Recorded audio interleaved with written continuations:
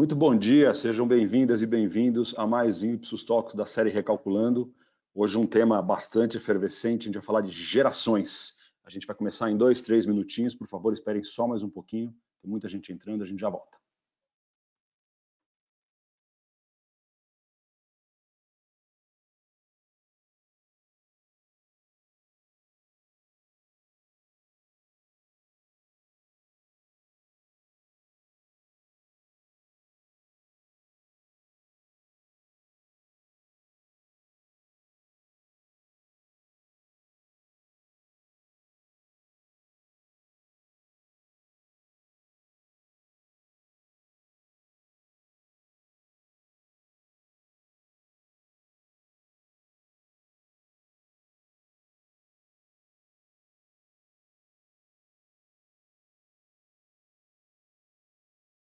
Bom dia, a gente vai começar o Talks em 2 minutos. Obrigado.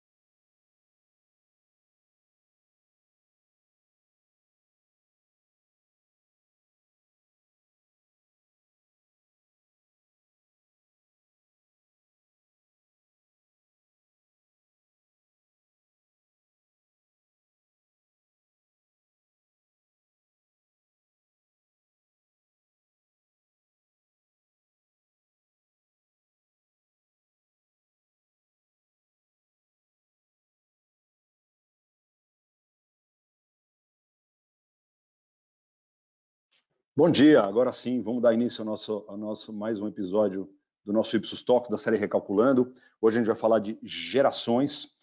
Em nossa agenda, como sempre, eu vou abrir, eu sou o Marcos Cagliari, CEO da Ipsos aqui no Brasil, falando um pouquinho do contexto, o que está acontecendo no Brasil neste momento, e esse a gente vai dividir com vocês dados que a gente, dos nossos estudos que a gente faz mensalmente desde o começo da pandemia, o que dá para a gente uma noção longitudinal também do comportamento das sociedades, em particular da sociedade brasileira. Na sequência, eu vou falar um pouquinho de gerações e vou defender um ponto em que a gente tem que olhar gerações com mais cuidado, em particular pela sua relevância e pela urgência do momento. Quão importante é este olhar, esta abordagem geracional neste momento que a gente vive. E na sequência, a parte mais esperada, hoje a gente tem um painel de discussão de sonho, realmente das pessoas que a gente adora vão participar do painel, que a gente admira muito. A Célia Nishio, diretora global de Marketing Intelligence da Natura. Célia, um enorme prazer ter você aqui. Obrigado mesmo por você ter aceitado o nosso convite. E a Maria Clara Fleury, líder Latam de Marketing para o Consumidor no Google. Maria Clara, que honra ter você mais uma vez com a gente. Muitíssimo obrigado. Eu também vou participar do painel. E quem vai moderar é a Paula Soria, que é diretora de clientes aqui na Ipsos no Brasil. Bom, dando início aqui já, falando um pouquinho da visão de contexto, o primeiro semestre deste ano foi marcado nos 30 países onde a gente faz esse estudo longitudinalmente, por questões econômicas muito fortes, em particular a questão da inflação. Então, a gente analisou como foi o impacto da inflação em diversos desses países em que a gente estuda e como as pessoas encaravam a inflação como um grande risco. Esse estudo aqui foi feito bem no meio do primeiro trimestre, né, e publicado em abril, esse que eu estou mostrando agora em particular. E o que a gente vê aqui em todos os países aqui, com exceção de 3 países, Itália, Coreia do Sul e China, o risco de inflação foi considerado alto, mais alto do que do que outros riscos econômicos, por exemplo. No Brasil e México, que são os dois países de Latam representados aqui, aconteceu a mesma coisa, né? A gente via aí entre 80% e 85% das pessoas se declarando preocupadas com a inflação. Mas, interessantemente, se a gente olha um recorte geracional, há diferença de intensidade dessa preocupação. Por exemplo, no caso do Brasil, os boomers, quer dizer, as gerações mais antigas, mais velhas, eles demonstram ter uma preocupação, ou se demonstram com alta vulnerabilidade em percentuais muito mais altos do que as gerações mais novas. Claramente aqui tem uma questão de cicatrizes do passado, vamos dizer assim, né, de pessoas que conviveram com inflações muito altas no passado e que por isso carregam essa percepção de inflação. Se a gente olhar, isso não é verdade no México, por exemplo, que tem uma história econômica diferente. Então, claramente, acho que há uma localização, né, uma questão local na influência de como as pessoas percebem, por exemplo, a sua vulnerabilidade com relação à inflação. Um outro ponto também, isso aqui foi publicado em abril, as principais preocupações por geração, se a gente olhar no caso do Brasil, há aí uma clara influência maior a preocupação com desigualdade nas gerações mais novas, né? A geração Z e os millennials, por exemplo, se declaram mais preocupados com desigualdade social, também parece aí haver uma marca social. Um outro ponto que eu quero trazer, essa informação é do índice de confiança, já é de junho, tá? Já movi aqui para frente. Essa informação foi publicada 2 semanas atrás, portanto é a mais recente que a gente tem. E a gente começa a ver os indicadores de confiança do Brasil melhorando bastante. Quer dizer, esses aqui são 4 perguntas que compõem parte do indicador de índice de confiança do consumidor, que a Ipsos apura em 29 países, e a gente vê, a economia do meu país está ruim, diminui bastante, diminui 9 pontos no último mês, minha situação financeira está ruim, diminui 6 pontos, em 6 meses a economia do meu país estará mais forte, aumenta 1 ponto, e em 6 meses minha situação financeira estará melhor, aumenta 2 pontos, ou seja, todos os índices aqui de perspectiva econômica, de atualidade econômica e de perspectiva em 6 meses melhoram. Com isso, não é surpresa que a gente veja o índice de confiança do consumidor, este é o índice apurado pela Ipsos de junho, portanto 2 semanas, ele apresenta mais um crescimento. E se vocês olharem, ele vem crescendo aqui desde meados de 2021, né, quando as coisas começaram a arrefecer em função da pandemia. Então não é um crescimento novo, mas ele se manteve praticamente consistente e inalterado desde aquele período. Estamos falando aí de 2 anos de crescimento. Mas esse cenário que eu comentei, de que a percepção econômica das pessoas segue sendo positiva, ele faz com que o índice atinja 59 pontos. O jeito da gente ler esse índice é que 50 pontos é neutralidade, acima de 50 há um otimismo, portanto há uma confiança na economia com todas as consequências. E hoje, interessantemente, o Brasil, que tem praticamente 59 pontos no índice de confiança, está mais de 10 pontos acima do que a média global apurada nos outros 29 países, que está em 47 pontos. Isso não é verdadeiro no decorrer da história, normalmente a confiança do brasileiro está pior, mas nesse caso a gente vê aí mais de 10 pontos na confiança do brasileiro. E o que eu queria trazer é o que isso afeta, além, obviamente, de ter uma implicação econômica no índice de confiança que, obviamente, por exemplo, incentiva a confiança no consumo, né? Acho que essa é a medida mais direta, mas, além disso, quando o índice de confiança está alto, ele também gera mudanças importantes na atitude e no comportamento das pessoas. E aqui eu vou citar o que está escrito aqui nesse quadro à esquerda. Por exemplo, quando o índice de confiança está alto, que é o caso do Brasil neste momento, as pessoas, obviamente, gastam mais, são menos sensíveis a preço, são mais receptivas a novos produtos, são menos críticos nas suas experiências com as marcas de client experience, por exemplo, são mais tolerantes, querem que as forças de mercado impulsionem mais o mercado, em oposição à intervenção do governo, mas, principalmente, esse é o ponto que eu queria chamar a atenção, elas pressionam empresas e governos a lidar com questões que não sejam econômicas. Portanto, as preocupações das pessoas mudam de profundidade, mudam de nível, simplesmente por elas estarem mais confiantes na economia. E aqui eu trago também, no mesmo estudo, a gente apura as maiores preocupações do brasileiro de junho, né? Então, portanto, a informação mais recente que a gente tem, já dá para ver que a inflação segue caindo, nos últimos 3 meses ela cai como grande preocupação, né? Já está aí como 6ª ou 5ª preocupação mais citada no brasileiro. Pobreza e desigualdade volta a subir, criminalidade e violência segue ali entre os 2 primeiros itens, saúde, esses 3 normalmente são os principais preocupações citadas, mas eu queria chamar a atenção para outra coisa. Em função deste momento de confiança na economia que o brasileiro demonstra, começa a aparecer preocupações mais profundas. Por exemplo, essas 2 aqui, que não são entre as mais citadas, mas que são as que mais crescem relativamente neste período.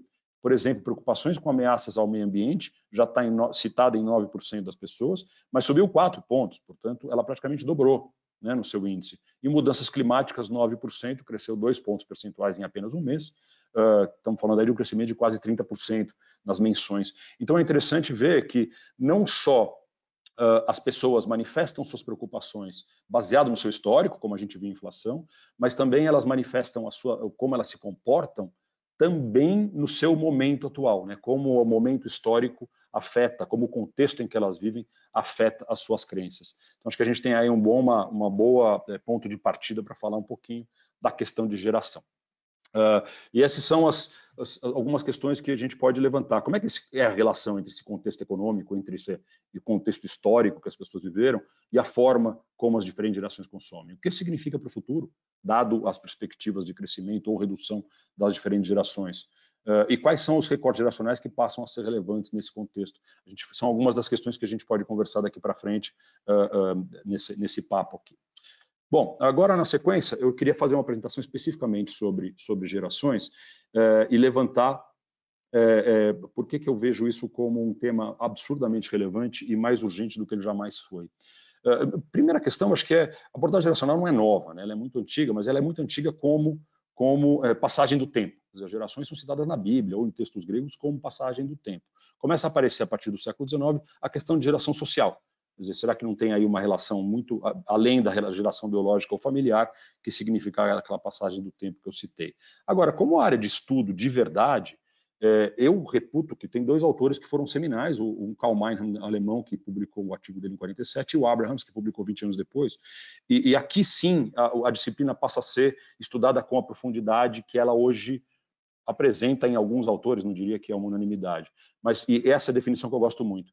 A perspectiva geracional, ela nada mais é do que a análise da colisão entre o tempo biográfico, ou seja, da vida de cada um, da vida dos indivíduos, e o tempo histórico. E não dá para a gente prescindir dessa questão do tempo histórico. Como a gente estava vendo aqui na apresentação de contexto, o que aconteceu na história, ou o momento histórico, o contexto histórico em que as pessoas estão vivendo, afeta demais o comportamento e a caracterização das gerações. Então, essas coisas não podem ser dissociadas, vamos dizer assim, o tempo biográfico e o tempo histórico.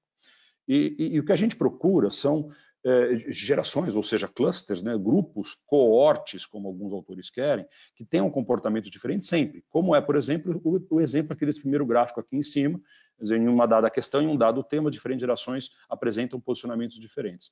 Mas é muito fácil a gente confundir com os outros dois casos, os casos aqui de baixo, por exemplo, o efeito época, em que um grande evento altera indiscriminadamente todas as gerações do comportamento, não é o que nos interessa numa análise geracional. E o outro, que esse sim, acho que dá muita confusão atualmente, o efeito ciclo de vida. Como as mudanças de atitude e opiniões das pessoas e comportamento das pessoas não está relacionado com a sua geração, mas com a sua idade. Então, muitas vezes a gente confunde idade, pessoas mais jovens são de gerações mais jovens, não necessariamente isso é verdade, na medida em que você busca caracterizar as gerações. Essas são algumas armadilhas na análise geracional. Eu queria trazer aqui dois desses tempos históricos ao qual os atores se referem. O primeiro deles é a demografia, que é um tema muito no subterrâneo da sociedade e muitas vezes ele é ignorado com o seu potencial de mudança de uma geração. A primeira grande mudança demográfica que eu queria trazer, e talvez a mais impactante, é o que está acontecendo com a taxa de fecundidade, aqui definida como o número de filhos por mulher adulta. A taxa de reposição de uma população é 2,1, portanto, uma mulher precisa ter 2,1 filhos, na média, para a população se manter estável. A gente, no Brasil, o Brasil é um dos países que mais apresenta queda mais abrupta na taxa de fecundidade.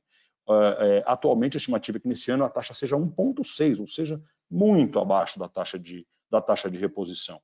Isso causa que a pirâmide brasileira já não seja uma pirâmide há muito tempo, né? Essa é a pirâmide etária brasileira.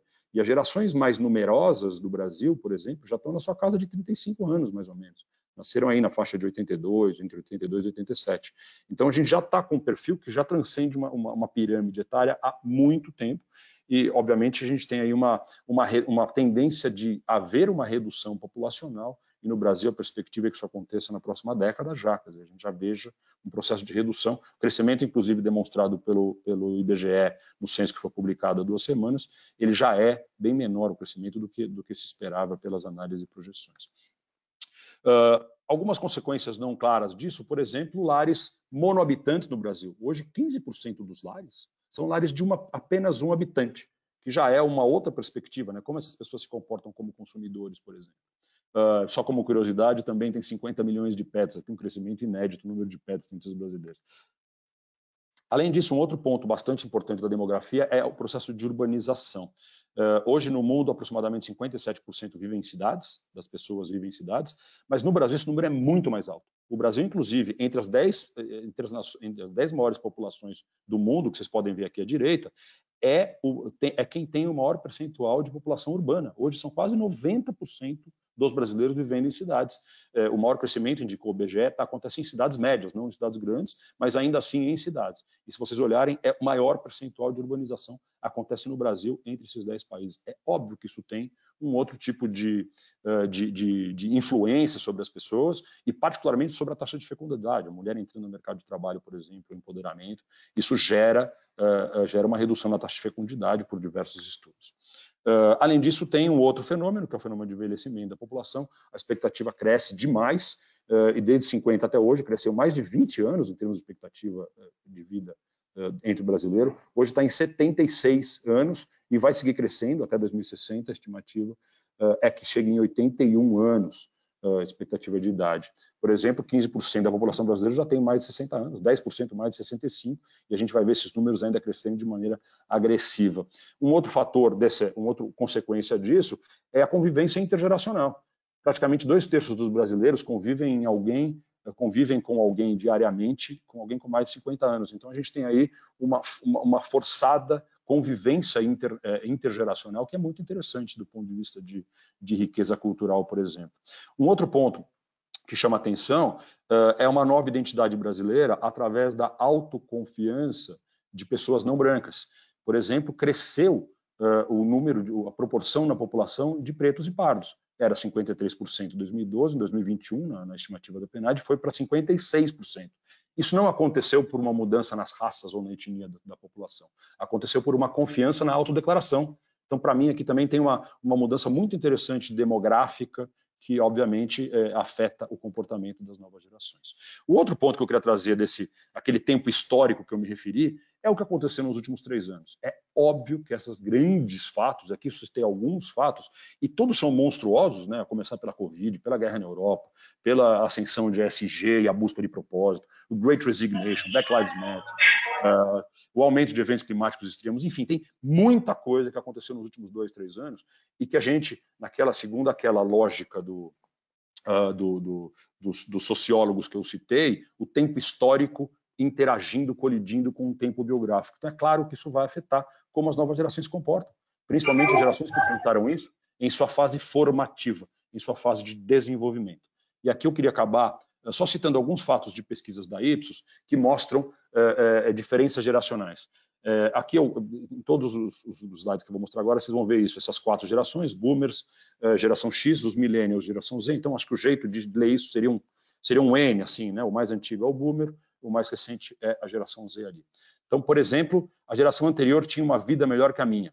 As novas gerações voltam a falar isso com frequência, elas estão vendo menos perspectiva, por exemplo. Praticamente 2/3 da geração Z concorda com esse fato. Isso é no Brasil, tá? Isso não é global, isso aqui é no Brasil especificamente, um estudo de tendências globais que a gente publicou no primeiro semestre desse ano. Um outro ponto interessante, você está otimista com relação ao Brasil no futuro próximo, nos próximos 10 anos, e a gente vê aqui um otimismo bem menor nas gerações mais novas, por exemplo. Claro que dado com uma série de instabilidades que o brasileiro enfrentou, isso é compreensível e dá para explicar, né, a influência do tempo histórico colidindo com o tempo biológico. Por outro lado, o consumo consciente é muito mais importante para as gerações mais novas, né? 70% se declara disposto a gastar mais com uma marca que haja com responsabilidade social, mais importantemente mais do que as outras gerações, por exemplo. A gente sabe que as gerações mais novas sofreram muito mentalmente e emocionalmente com tudo que aconteceu, em particular com a Covid, e há uma necessidade de isolamento social. 77% da geração Z se declara que tem a necessidade de estar sozinho, que é um número bem maior do que as outras gerações, por exemplo. E, por fim, o último item que eu queria trazer é a confiança nas instituições, de acordo com as gerações. Aqui é da esquerda para a direita, né? A geração Z está ali para a direita, e a gente vê que a geração Z cresceu com as marcas e as empresas sendo muito mais presentes do que as gerações anteriores, que muitas vezes tinham viam as marcas e empresas como um antagonista. E a geração Z a gente vê que apresenta, de maneira geral, confiança nas instituições maior do que as outras gerações, em particular, e eu chamo a atenção aqui para o último item, para empresas, por exemplo, de mídia social, em que claramente as gerações mais novas têm muito mais afinidade e confiam muito mais.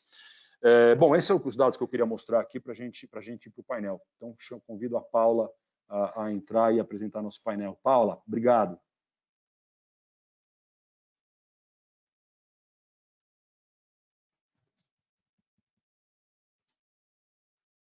Obrigada. Bom dia a todos. É isso que eu estava falando no momento. Que gostoso estar aqui com vocês para mais um Talks nesse assunto tão importante, né, para a gente aqui nas estratégias das empresas. A gente está aqui com a Maria Clara, aqui do Google, e eu vou convidar também a Célia Nishio para entrar aqui, abrindo a câmera. Oi, Celinha. Muito bom ter vocês três aqui. Bom dia. Célia e Maria Clara. A gente está com um formato um pouquinho diferente. Eu estou com a Maria Clara no Google hoje, então a gente resolveu fazer daqui. Próxima vez a gente faz a Natura, né, Celinha? Mais uma delícia que está aqui. Eu vou pedir para vocês se apresentarem, pode ser? Vamos começar com você, Maria Clara, por favor. Bom dia a todos. Um prazer estar aqui com vocês. Obrigada por esse convite. Que bom que você está aqui pertinho de mim também. Eu trabalho no Google há quase 11 anos e eu sempre atuei na área de marketing e hoje em dia eu lidero o time que cuida de todos os apps do Google, né? Então, desde a busca até o Google Tradutor, o Google Maps, agora o Bard, que a gente lançou há mais ou menos 2 semanas atrás. Então, cuidando aí de toda a estratégia de marca desses aplicativos para a América Latina. Muito bom, muito bom. Celinha, por favor. Vamos lá, bom dia. Então, eu sou a Célia, ou conhecida como Celinha, né? Sou a diretora da Natura. Eu tenho 46 anos de idade e acho importante, já que a gente vai falar de gerações, também dizer a qual geração eu pertenço, né? 46, quase 47. Estou na Natura há 3 anos, quase 3 anos, né? Venho aí de uma carreira passando pela Nestlé, por uma outra agência de pesquisa de mercado. E então já tem bastante tempo aí de mercado, embora não tanto tempo no mesmo lugar que nem a Maria Clara, né? Mas com certeza aí também agregando e conhecendo outras realidades. Um prazer enorme estar aqui. Obrigada pelo convite. Muito bom. Bom, Marcos, vocês já conhecem, eu então sou a Paula Soria, estou na Ipsos há quase 11 anos, se juntar as duas passagens por aqui, e sou absolutamente apaixonada pelo tema de pessoas, sociedade, marcas, e é isso um pouco que a gente vai falar hoje, né? Assim, vai falar de pessoas e de como a gente, como empresas, a gente se conecta com essas pessoas. E essa acho que é a primeira pergunta que eu queria trazer. E, na verdade, eu pensei, estruturei um pouco a nossa conversa de hoje em 3 grandes blocos. Eu queria falar um pouquinho de gestão de portfólio, queria que a gente falasse também de comunicação e queria também entender como é que vocês, nas empresas, e aí pela experiência do Marcos também, do que é interessante fazer, no sentido de acompanhar as evoluções da sociedade e de gerações, evidentemente. Mas vamos começar pela parte da gente entender um pouquinho como é que vocês lidam com os produtos que vocês têm dentro das suas empresas, ou seja, essa gestão do portfólio, da inovação, como é que vocês trazem um pouco esse olhar para dentro de casa. A gente está falando, né, de tecnologia, de beleza, eu não posso, né, deixar de pensar no Bard, né, último lançamento, mas também não posso deixar de pensar no Cronos, uma marca absolutamente icônica da Natura e que trabalha muito esse lado do envelhecimento e, portanto, essa questão geracional de uma maneira muito forte.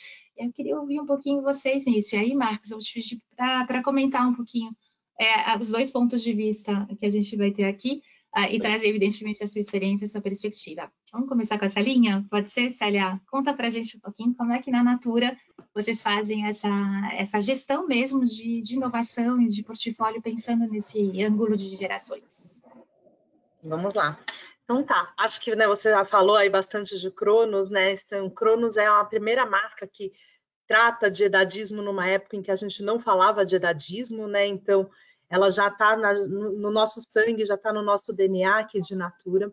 Então, é um olhar e uma preocupação que a gente continua seguindo, né, e tendo cada vez mais e se perguntando. Ano passado até teve uma campanha que eu achei muito interessante, por isso que eu fiz questão também de falar a minha idade, né? Porque a gente falava bastante disso, você tem quantos anos? Ah, mas você parece tão jovem, né? E todo elogio que começa com mas não é um elogio, né? Então, acho que tem um olhar também da gente pensar não só o portfólio, mas também qual é a proposta e aqui está se servindo e qual é a discussão que a gente quer trazer, né, para o mercado. Embora o Cronos tenha nascido há muito tempo, né, as discussões elas estão ficando diferentes e a gente notou muito isso, né, do tipo, você falava da idade quando a pessoa está bem cuidada, quando a pessoa está com uma aparência mais jovial, mas você não parece a sua idade. Não, mas tudo bem, essa é a minha idade, eu estou parecendo a minha idade, né? Tal e qual. Então, acho que tem um olhar aí da proposta também da marca, né? Das marcas, não só do produto em si, do portfólio em si, mas também da proposta de como é que a gente vai trazer essa pergunta ou esse questionamento para a sociedade. Na Natura, a gente tem, né, um processo de inovação de produto, muito parecido provavelmente com quase todas as empresas, mas tem uma vantagem interessante, né? Acho que o Marcos trouxe cresceu 20 anos aí o life expectancy, na expectativa de vida, a gente tem isso vivendo lá dentro. Então, a gente tem 5 gerações dentro da Natura. Isso ajuda com que a gente, na hora do desenvolvimento, a gente consiga contrapor, né, as percepções. Então, se está desenvolvendo alguma coisa para a geração Z, então, peraí, que a gente tem geração Z aqui dentro, né? Vamos ver. Normalmente, né, conforme a carreira vai crescendo, a gente vai ficando mais velho. Então, não é na geração Z, não vai estar ali em cima, né? Não vai estar na alta liderança, mas eles estão presentes junto com a gente, muito ativos, né, nos desenvolvimentos do produto. Idem para outras gerações. Então, para a Cronos, a gente também tem este olhar. Óbvio que tem um olhar com o consumidor, um olhar muito forte para a gente com a consultora, né? Que a consultora é o nosso primeiro grande cliente, né? Então, a gente também tem um olhar do tipo, como é que a consultora está percebendo tudo isso, como é que ela está se vendo nesses desenvolvimentos, nesses produtos. Então, acho que é um pouquinho assim que a gente está, em linhas muito, muito, muito rápidas, como é que a gente trabalha aí a gestão de portfólio contemplando as gerações. Muito bom, Maria Clara. Bom, antes de eu dar minha resposta, eu só queria falar para a Célia que eu sou uma grande fã da Natura. Eu trabalhei antes do Google em 10 anos em mercado de beleza e trabalhei em casa de fragrância, atendi a Natura uma época. Então, eu sou uma super fã da marca, um fã também desse olhar, né, que você falou da gestão de portfólio, mas também olhando o que isso significa na prática, né, para os seus consumidores, como que isso se conecta com os ciclos de vida, né, dos seus consumidores. Então, só para pontuar também minha admiração por vocês. Eu acho que quando a gente fala de gestão de portfólio no Google e essa conversa de gerações, acho que a maneira mais fácil de explicar e, vamos dizer assim, mais ampla é voltar para a nossa missão. E quando a gente olha para a missão do Google, que fala sobre organizar as informações e torná-las úteis e acessíveis para todos, o todos faz parte da nossa missão, né? Então, essa missão foi escrita há 25 anos atrás, ela ainda é relevante até hoje, e eu acho que o todos é uma palavra muito significativa na forma que a gente trabalha. Então, desde vamos dizer assim, da concepção dos produtos, né? No caso da Natura, num olhar de laboratório, e no caso do Google, num olhar de engenharia, o começo, né? Toda a elaboração e pensamento do que a gente vai desenvolver, ele parte do princípio desse todos. E a gente fala que tem um princípio que é bem simples, mas eu acho legal de trazer para vocês, que a gente fala do princípio da escova de dente. Então, a gente quer trazer produtos como uma escova de dente, que são úteis, simples de usar e que todo mundo precisa todos os dias. Então, com esse olhar tão amplo, tão democrático, que a gente, tudo que a gente faz, todos os times de engenharia, experiência de usuário, marketing, vendas, tem esse olhar bem amplo, né, para a nossa audiência. Mesmo partindo desse olhar amplo, eu acho legal também colocar que a gente também faz um olhar específico para grupos, né? Então, por exemplo, a própria busca do Google, que é um produto que tem bilhões de usuários, a busca vem se atualizando e vem se adaptando a necessidades geracionais também. Então, por exemplo, cada vez mais a gente vê a busca do Google entregando resultados mais visuais, com busca por voz, busca por imagem, que a gente sabe que é uma tendência de comportamento das gerações mais jovens, né? Então, essa necessidade da gente também se adaptar às necessidades geracionais e locais também. Falando de necessidades locais, a gente acabou de lançar agora no Google for Brasil, teve um anúncio importante e a gente falou um exemplo bem pontual, porém legal, de falar sobre esse olhar do todos, porém com um ângulo local. Foi o lançamento da capacidade da gente usar a carteira do Google e você usar métodos de pagamento através de QR Codes. Uhum. Então, nem todos os celulares dos brasileiros têm NFC, aquela tecnologia de aproximação. Então, o Brasil está sendo o primeiro mercado a lançar esse uso, nessa forma de pagamento, através do QR Code, que foi tão democratizado também na pandemia. Então, eu acho que é esse paralelo do olhar para todos, dessa missão de ter produtos como uma escova de dente, mas também fazendo esse corte de se adaptar para as gerações, para esses comportamentos geracionais e também nas necessidades locais. Sensacional, muito interessante. Marcos, o que você acha? Acho que a gente vê dois casos aqui, tanto na fala da série da Maria Clara, dois casos muito legais de empresas que lidam muito bem com o maior desafio que em gestão de portfólio hoje se apresenta neste momento, que é a ressignificação do papel das categorias constantemente. Isso não é novo, obviamente sempre aconteceu sob certo aspecto, mas isso ficou tão evidente, tão escancarado, que como as mudanças de hábito e as mudanças geracionais necessitam de uma mudança, de uma ressignificação de cada uma das categorias e das marcas, obviamente, também, né, tanto das categorias quanto das marcas. E aqui a gente tem dois casos que fazem brilhantemente isso, né, de entender a evolução dos tempos, né, e como isso afeta as necessidades das categorias e das marcas, o papel delas, a expectativa que as pessoas têm para com elas. Isso é muito, muito, muito difícil de ser feito, muito difícil. Acho que precisa de muita coragem para você permanentemente ressignificar o que você fez a vida inteira de uma maneira que muitas vezes funcionou. Então aqui acho que tem dois casos muito bacanas. E eu só queria lembrar algo que a Célia comentou sobre a necessidade de você ter representatividade dentro dos times de alguma maneira, né? E ela citou 5 gerações dentro da Natura, que é incrivelmente admirável, e tem uma visão que se você não tem essas 5 gerações representadas, sob certo aspecto você fica cego, porque você precisa de alguém para te traduzir, para ler a realidade para você que você não consegue enxergar. Então eu acho que esse é um ponto muitas vezes despercebido das vantagens da gente ter olhando internamente, né, em particular, ou na grande rede de colaboradores que a gente tem.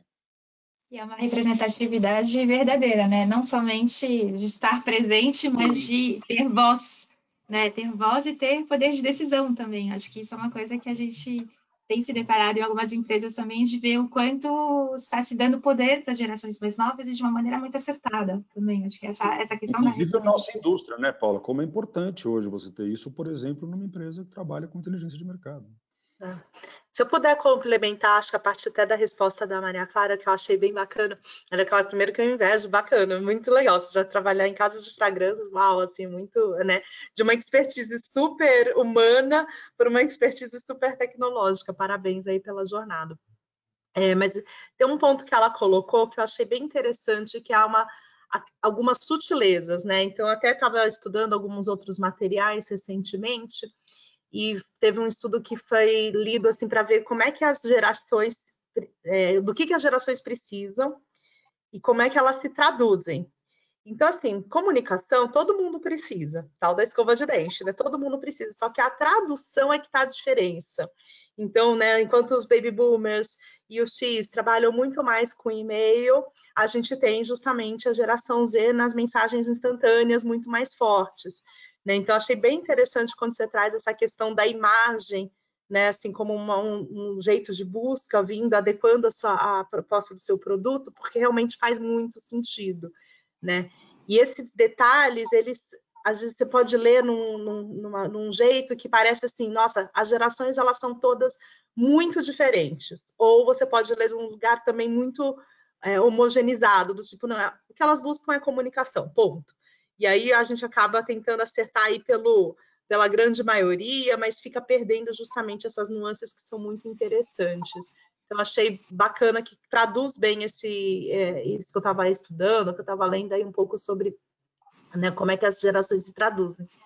E queria dividir um outro caso, assim, que foi muito emblemático e que acabou de sair até no relatório de tendências, né, da WGSN, que foi o desenvolvimento do Humor Transforma, que é o nosso último lançamento para jovens, né, para a geração Z.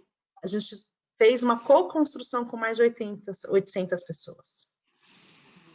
Porque é tão isso assim, tá, mas da geração Z, quando a gente começa a abrir em todos os grupos de afinidades, em todos os interesses, aí você vai fragmentando, fala assim, mas espera aí, deve ter algum jeito em que eu consiga traduzir tudo isso para eles e, ao mesmo tempo, ser interessante conseguir contemplar todo mundo, né? Então, mas não é um trabalho fácil, né? Porque tem muitas pautas hoje em dia, né? Muitas questões muito fortes. Super bacana. Deixa eu só fazer uma chamadinha para todo mundo que está ouvindo a gente aqui. Não hesitem de mandar perguntas. Vocês conseguem colocar perguntas na plataforma. A gente vai adorar responder as perguntas. A gente está aqui com a Maria Clara, com a Célia e com o Marcos. Então, mandem as perguntas. Se a gente não conseguir abordar hoje, a gente vai abordar em algum momento. A gente responde por e-mail. A gente vai transmitir as perguntas para os nossos participantes aqui do painel. E eu queria, na verdade, dar uma puladinha aí para o último tópico que eu tinha imaginado e discutido um pouquinho antes, e para depois a gente voltar na questão da comunicação, porque eu acho que deu um gancho muito legal nisso que vocês trouxeram agora, né? Então, inclusive com a fala do Marcos um pouco anterior. Como é que vocês acompanham essas mudanças todas geracionais? Porque uma geração não é estanque, né? Então, ela também vai evoluindo, ela também vai se transformando. Como é que vocês acompanham isso dentro de casa, mas de uma maneira mais concreta possível? Se vocês puderem dar um pouco de, né? Porque a gente tem aqui um público muito grande de CMIs também, que eu acho que tem certeza estariam super interessados em entender como é que é o modus operandi de vocês mesmo. Então, se a gente for imaginar todas essas gerações que convivem dentro do uso dos produtos das empresas de vocês, como é que vocês fazem para se alimentarem em relação a isso? Eu queria entender um pouquinho. Por favor, vamos começar. Célia, por favor. Vamos lá. Eu ia dar voz para Maria Clara começar. Mas vamos lá. Hoje, né, tem de tudo um pouco, né, Paula? Então, assim, a gente tem desde muitos estudos que são divulgados por empresas como McKinsey, como a Ipsos, né? Então, tem um lugar da gente receber esses estudos e tentar ler e fazer uma leitura e traduzir isso para o negócio, né? Porque, claramente, vocês... Hoje, né, o material do Marcos, aliás, obrigada, hein, Marcos? Quero depois esse material. Né? Já traz bastante coisa, você fala, nossa, peraí, isso aqui está me respondendo algumas coisas de negócios, ajuda a me entender como é que eu estou caminhando, né? Mas tem vários estudos hoje que já são disponibilizados, né? Então, alguns por assinatura, outros nem tanto. Então, acho que tem um lugar desse da gente receber esses estudos e a gente acompanhar e tentar traduzir isso para o mercado. O outro é o próprio corte tradicional nas próprias pesquisas mesmo, então seja um corte comportamental e etário, né, para a gente poder ver quais são as diferenças, pensando que, e aí depois talvez a própria Maria Clara também possa ajudar, né, nesse pensamento, né, agradar todos é sempre muito complexo, né, então como é que eu consigo achar alguma coisa que agrade todos, com o meio ambiente, mas contemple as diferenças, né, que contemplem as necessidades diferentes de cada uma das gerações. Então, a gente fica lá buscando nesses cortes todos das pesquisas, dos estudos, né, o que é comum e o que é diferente, qual o tamanho desse diferente, qual que é o tamanho do comum. Então, acho que tem um olhar assim mais. E dentro e eu acho que não dá para deixar de falar das ferramentas, né, internas, porque os próprios grupos, que eu comentei, né, os grupos de afinidades, assim, são fontes de conhecimento, são fontes de estruturantes para a gente de se manter conectado, de poder trabalhar. Né, vocês percebem dentro da Natura isso? O microfone é aberto aí, né, gente? Acho que entrou alguma pergunta, alguma coisa assim. Ou meus próprios sons, sei lá eu. Então, acho que tem esse olhar da gente sempre estar assim, olhando, mas sempre dimensionando, para também saber qual é o tamanho do nosso investimento e do nosso olhar, né? Porque também é uma empresa grande, é uma empresa para todos, né? Então, é uma empresa de massa. Não dá para a gente também falar, não, agora vamos então fazer micro produtos, não faz sentido para tudo aquilo que a gente está se propondo. Maria Clara, você liderou a área de pesquisa também, né? E hoje você usa pesquisa bastante. Sim. Como é que você usa justamente nessa lógica aí de se alimentar das evoluções? Eu por um breve momento, eu tive o privilégio de liderar o time de insights aqui do Google na América Latina, e eu falo que eu sempre fui vamos dizer assim, muito apaixonada por dados e por insights, porque a minha carreira toda em marketing e trabalhando com marcas, eu sempre me alimentei muito disso, e foi muito interessante passar por esse momento de estar mesmo numa área de insights e conhecer muito mais sobre metodologia, muito mais a parte técnica, foi muito importante para mim. Eu acho que quando você fala sobre essas estratégias, né, internas, eu acho que tem uma resposta mais... A resposta curta é pesquisa, então, sem dúvida, sempre basear tudo que a gente faz, né, baseado em dados, baseado em insights. Eu acho que quando a gente, fazendo um olhar mais técnico, e, de novo, eu não sou especialista, a Célia conhece muito melhor que eu, mas eu sinto que cada vez mais as marcas, né, vão se destacar por a sua capacidade de trabalhar e processar grande volume de dados, né, de inputs em tempo real e com uma velocidade de resposta ao mercado também imensa, né? Então, eu acho que a pesquisa, AI, essas ferramentas que hoje a gente vê que tem essa capacidade de poder analisar grandes blocos de dados, a gente consegue com certeza tomar decisões mais informadas. Aqui no Google, do marketing para produto e de time de engenharia para a gente tem visto cada vez mais, eu tenho visto cada vez mais os times se basearem em inputs muito mais comportamentais do que demográficos. Então, falando de segmentação de usuário, eu vejo cada vez mais a gente se afastando das segmentações duras, né, de cortes demográficos, e muito mais tentando clusterizar usuários, né, ou grupos de usuários através de comportamentos. Então, sem dúvida, eu acho que isso estava, né, no estudo que vocês apresentaram como um grande direcional de estratégia. E eu sinto também que a gente tem uma oportunidade, por exemplo, agora, se eu pensar nas gerações, eu acho que a geração Z, sem dúvida, é a geração mais estudada, porque eu acho que pelo volume, também é um reflexo do volume de informações que a gente tem hoje em dia, né? Se você pensar a quantidade de dados que hoje em dia a gente consegue gerir e processar e até produzir, eu acredito que essa geração é a mais estudada. E, ao mesmo tempo, por ser mais estudada, eu acho que a gente está conseguindo pegar mais nuances de comportamento, mais nuances de tendências, e a gente sabe quanto que as marcas têm olhado, né, para essa geração. Então, é interessante, assim, ver também como que o passar das gerações também mudou a nossa capacidade de processar as informações sobre esses grupos, né? Então, puxa, aqui no meu time, muitas vezes eu falo, gente, não vamos mais fazer estudos sobre geração Z, a gente já tem bibliotecas, daria para escrever livros e livros, então, realmente, a gente já é uma geração muito, muito estudada e muito interessante também, né, a gente acompanhar essas mudanças de comportamento. Acho que isso se conecta muito com a sua fala, né, Marcos? Eu queria muito que você voltasse um pouco aliás, que aula que você deu para a gente no começo, obrigada. Mas de você voltar um pouquinho nesse tema da colisão dos tempos, né? Do tempo histórico, do tempo biológico, e como é que a gente dá conta através das ferramentas que existem nesse sentido de dar conta dessa evolução também. Acho que tem um ponto analítico e um ponto prático, um ponto corporativo. O primeiro deles é o seguinte, a fartura de dados que a gente tem hoje, ela torna muito fácil medir, mas ela torna difícil entender. E este não é um movimento trivial, é assim, o quanto a gente sai da análise inteligência transacional, que sempre caracterizou, por exemplo, pesquisa de mercado, né? Eu vou falar com o meu consumidor, eu vou falar com o meu cliente, eu vou falar com o meu abandonador, a relação sempre era em torno da minha marca ou da minha relação com ele. E essa coragem de vocês ir para um nível mais amplo e começar a analisar, eu preciso entender a pessoa, eu preciso entender o que ela está passando, entender qual o papel da categoria, que é a expectativa que ela tem. Este não é um movimento trivial. Então, eu diria que essa é a primeira coisa, Paula, que precisa ser feita para esse acompanhamento ser frutífero. E tanto a Célia quanto a Maria Clara citaram bons exemplos do que eles fazem isso, de que transcende a minha a relação transacional, a medição. Ela passa para a compreensão.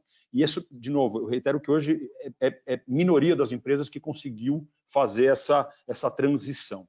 O outro ponto que eu queria citar, que é mais prático, é como é que uma empresa absorve esse conhecimento. Esse não é um conhecimento do KPI, do OKR, não é. O que mede o bônus, a nossa meta mensal, blá, blá, blá, não é esse. Não é a interpretação das pessoas ou das gerações. É quanto eu vendi, é como é que foi a minha relação, é como é que foi o engajamento, blá, blá, blá.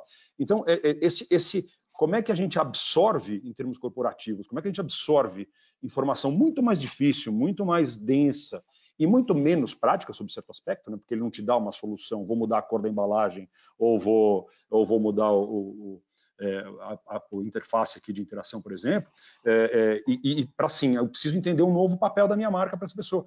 É um outro tipo de olhar e que muitas vezes não cabe no dia a dia corporativo. Então, eu estou dizendo que existe, realmente é um desafio enorme que você está falando, como é que a gente acompanha esse tipo de coisa.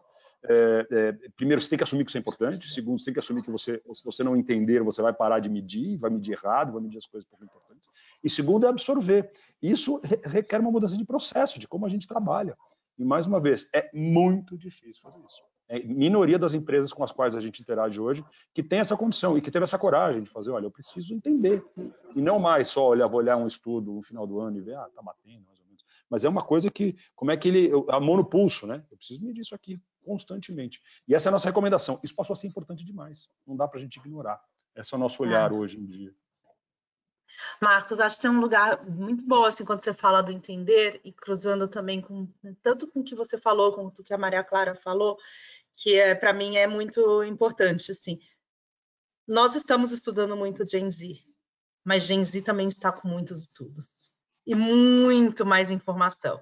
Então, eles também já sabem burlar muito mais os próprios comportamentos e as próprias respostas.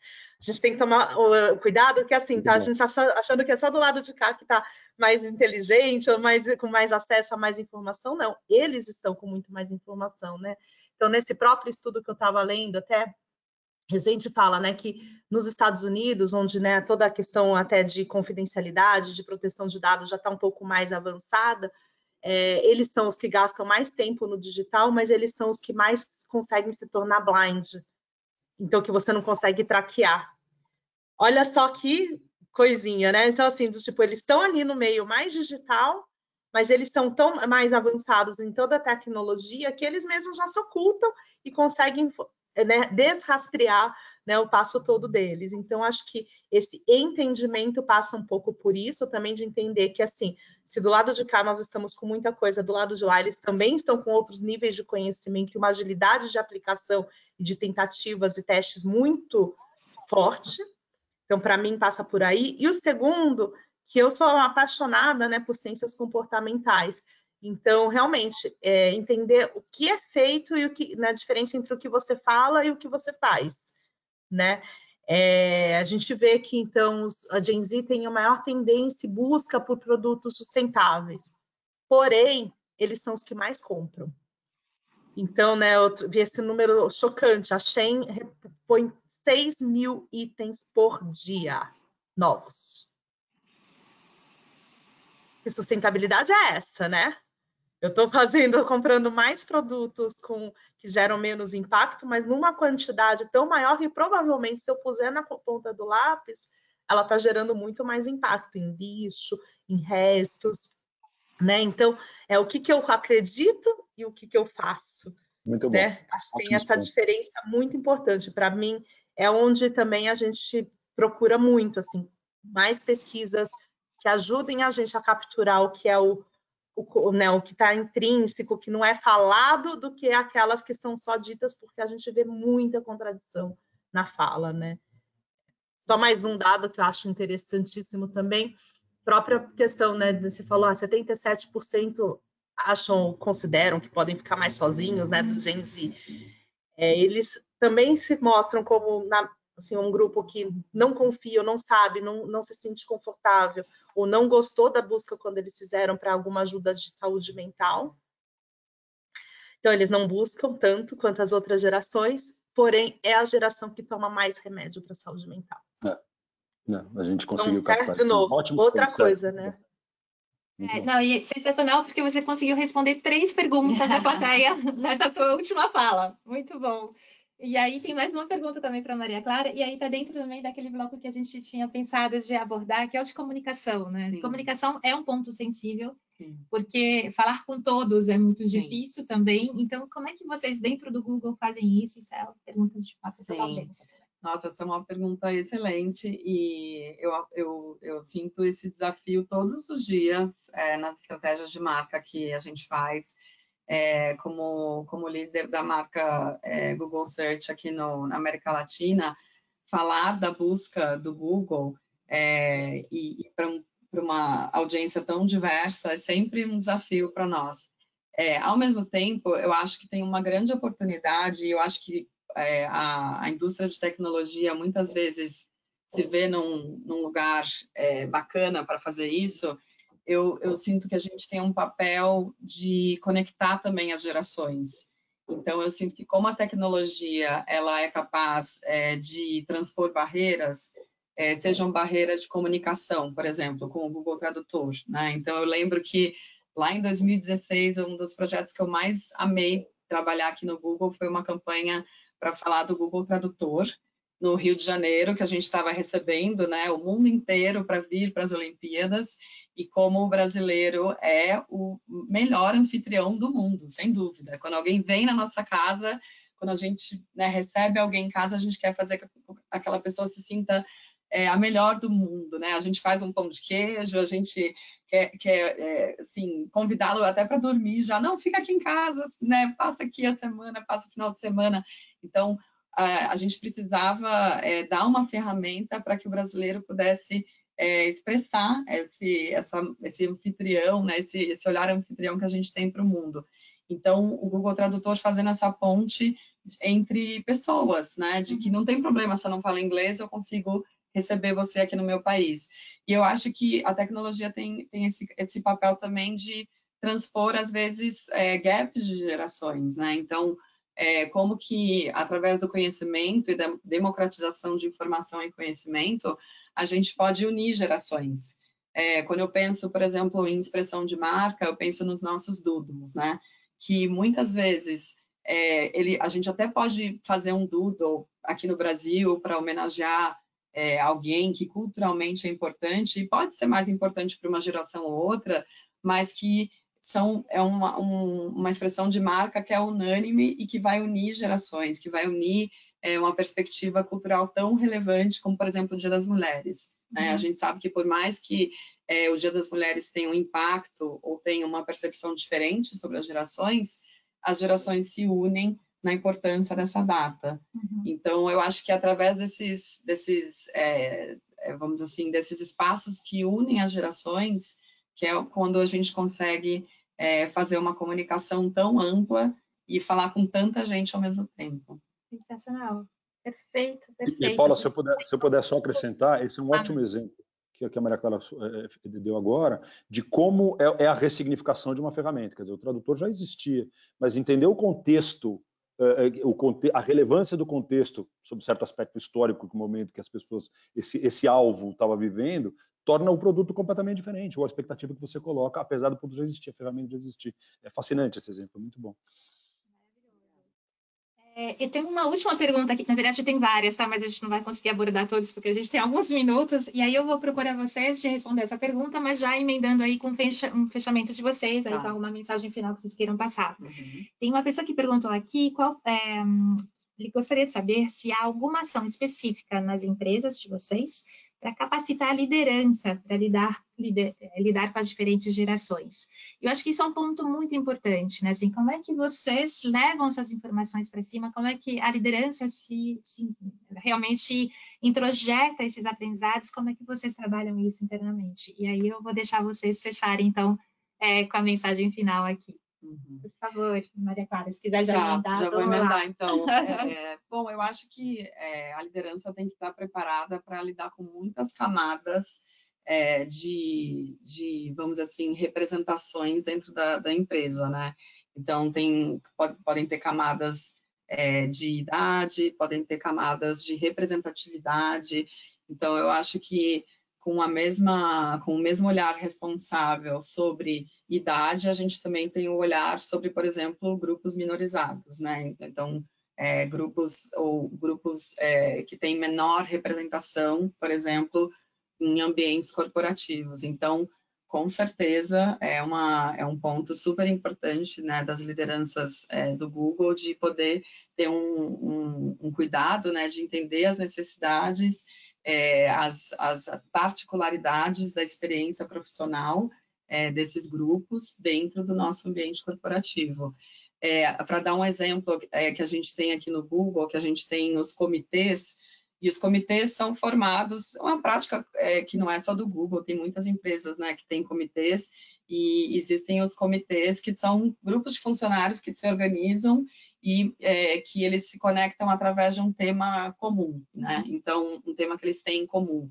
Então, por exemplo, aqui no Google a gente tem o grupo Afro-Googlers, a gente tem os Greyglers, que são os Googlers com cabelo grey, né? Com cabelo grisalho. Então, eu acho que também tem um olhar da liderança constantemente se conectar com esses grupos e ouvir, né, essas demandas sobre como que é a experiência desses grupos na empresa, quais são os pontos importantes para o desenvolvimento profissional desses grupos, para que a gente possa garantir, como a Célia bem falou, ter essa diversidade dentro das nossas estruturas é o que garante a nossa capacidade de poder falar com tantas pessoas. Então, eu acho que tem diversas ferramentas, uma delas é essa conexão da liderança com os nossos comitês. Muito bom, obrigada. E obrigada pela oportunidade mais uma vez, foi um prazer te conhecer também, Célia. Prazer foi meu, Maria Clara. Vamos lá.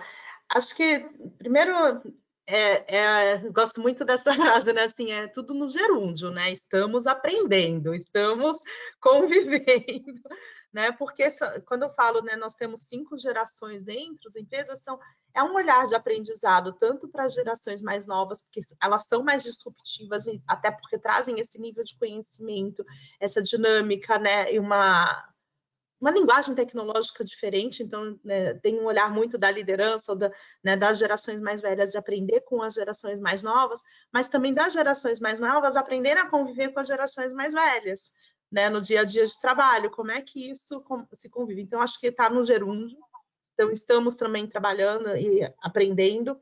Tem sessões, né, de letramento, assim, que é o que a gente faz para a gente poder ir aprendendo e começar a falar, tá, mas o que é isso? O que significa esse termo? O que significa? Por que eu posso usar essa palavra? Por que eu não posso usar mais? Por que isso não faz mais sentido? Então, a gente tem bastante dinâmica, bastante movimentos mesmo de letramento.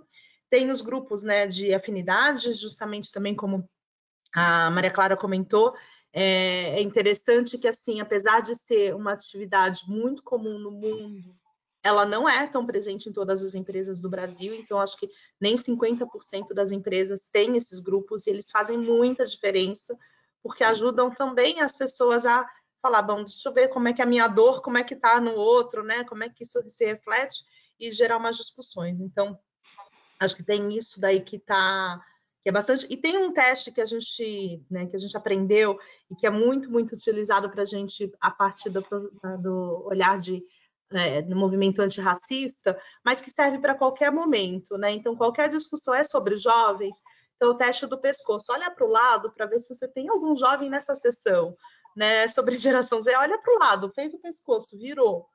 Opa, não consta, né, o teste do pescoço, então qual é o fórum e como que estamos considerando essa discussão? Eu gosto muito desse teste do pescoço, para a gente olhar quem está à nossa volta naquela hora, na hora da discussão. Prazerzão conhecer você, Maria Clara. Obrigada demais, Paula, pelo convite. Marcos também foi muito bom, né? Eu conheci você um pouquinho antes da sessão, mas muito legal. Obrigada pela oportunidade também e obrigada pelo estudo. Sim, quero poder também ter ele aí para poder dividir junto com o meu time. Muito bacana. O que vocês precisarem, a gente tem bastante informação. Eu queria só fazer um último comentário. Rapidinho, a gente falou aqui um pouco da porta para dentro, mas tem da porta para fora também, né? A capacidade da liderança e da gestão se adaptar da porta para fora. Como é que a gente tem esse olhar distinto também para fora? E se logo depois da pandemia esse peso inteiro caiu sobre o CMI, né, caiu sobre as áreas, as funções de inteligência mercadológica, e todo mundo esperava que tivessem todas as respostas, cada vez mais eu vejo esses grupos de representatividade interna que vocês fizeram referência também espelhando o que está acontecendo na sociedade, não só, quer dizer, transcendendo a função meramente de vamos aumentar a representatividade internamente, mas também servindo como um olhar, isso é extremamente bem-vindo, né? É a inteligência disseminada, a preocupação com os nossos stakeholders disseminada em toda a organização. Então, acho que o que vocês estão propondo aqui, acho que eu vejo que tem várias funções, né, várias camadas nessa atuação aqui. E, mais uma vez, Maria Clara, Célia, demais a discussão. Muitíssimo obrigado por estarem aqui. É um prazer e uma honra ter vocês aqui com a discussão. Obrigado, Paulo. Eu que agradeço vocês pela generosidade, né, de compartilhar experiências. Eu sei que foi uma experiência, neste momento, muito rica para todo mundo que assistiu, não tenho dúvida disso. Agradeço a todos que acompanharam esse Talks aqui com a gente também, foi muito bacana ter vocês. A gente sabe que não deu para responder todas as perguntas, então, por favor, mandem por e-mail. Se quiserem mandar no meu e-mail pessoal, podem mandar, paula.soria@ipsos.com. Se você não teve essa resposta hoje, a gente vai encaminhar essa resposta e a gente vai se conectar, então, com a Célia, com a Maria Clara e com o Marcos, obviamente, para vocês terem todas essas respostas.